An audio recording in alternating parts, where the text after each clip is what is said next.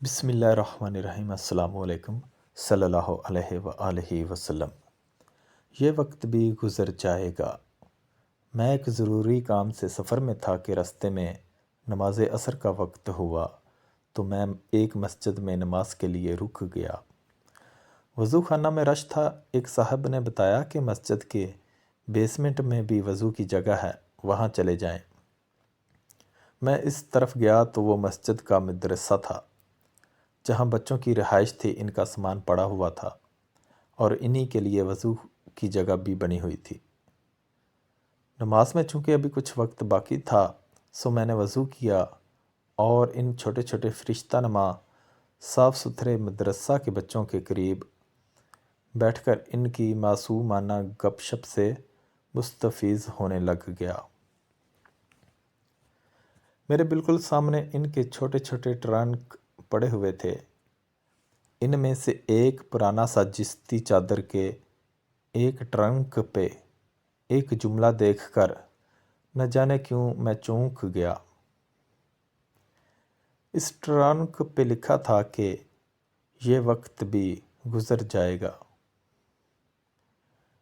میں بے ساختہ کھڑا ہوا، اس ٹرنک کے پاس گیا اور اس لکھائی پہ ہاتھ پھیرنے لگ گیا۔ میری یہ حرکت بے ساختہ تھی اور میرے گرد پتہ نہیں کیوں دکھ، درد اور کرب کا ایک حالہ سا بن گیا تھا۔ میں نے اس بچے کے بارے میں پوچھا کہ اس ٹرنک کا مالک بچہ کون ہے؟ پتہ چلا وہ اوپر مسجد میں نماز کے لیے چلا گیا ہے۔ باقی بچے بھی جا رہے تھے، میں بھی انہی کے ساتھ اوپر آ گیا۔ میں بظاہر نماز میں کھڑا تھا مگر دوران نماز بھی ٹرنک پہ لکھا وہ جملہ کہ یہ وقت بھی گزر جائے گا میرے حواس پہ چھایا رہا۔ نماز سے فارغ ہو کر میں دوبارہ نیچے آ گیا اور اس بچے سے ملا۔ میں نے اس کی انگلی پکڑی اور اس کو ٹرنک کے پاس لے گیا۔ یہ 8 سال کا ایک خوبصورت بچہ تھا جس کا نام عبدالشکور تھا۔ میں نے اس ننھے فرشتے سے حال احوال پوچھا اور اس جملے کے معنی پوچھنے لگ گیا۔ وہ ٹال مٹول سے کام لینے لگ گیا۔ میں اصرار کرنے لگا کہ آپ نے اس جملے کو کہاں سے لیا اور اپنے ٹرنک کے لیے اسی جملے کا انتخاب کیوں کیا؟ وہ مسکرایا اور یوں مسکرایا کہ اس کی آنکھیں نم ہو گئیں۔ آنسوؤں کی ایک لکیر اس کی آنکھوں سے نمودار ہوئی اور گالوں سے ہوتی مسجد کی صفوں پہ جذب ہو گئی۔ وہ کچھ کہنا چاہ رہا تھا مگر کہہ نہیں پا رہا تھا۔ میں نے اس کو تسلی دی، ایک بچے کو پانی لانے کا کہا اور اس کے پاس بیٹھ گیا۔ ذرا سی دیر بعد وہ کچھ بحال ہوا اور بتایا کہ میں 3 سال کا تھا کہ میرے والد محترم ایک حادثہ میں اللہ کو پیارے ہو گئے۔ ایک بہن ہے جو مجھ سے 2 سال بڑی ہے۔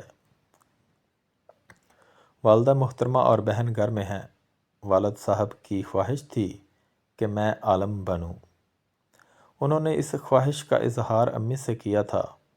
وہ فوت ہوئے تو امی نے ان کی خواہش پوری کرنے کا ارادہ کر لیا۔ رشتہ دار ہے نہیں، بس چھوٹا سا کنبہ ہے۔ امی اور بہن لوگوں کے گھر میں کام کرتی ہیں اور مجھے یہاں داخل کروا گئی ہیں۔ میں 1 سال سے یہاں پڑھ رہا ہوں۔ مہینہ بعد وہ آتی ہیں اور مجھے 2 دن کے لیے گھر لے جاتی ہیں۔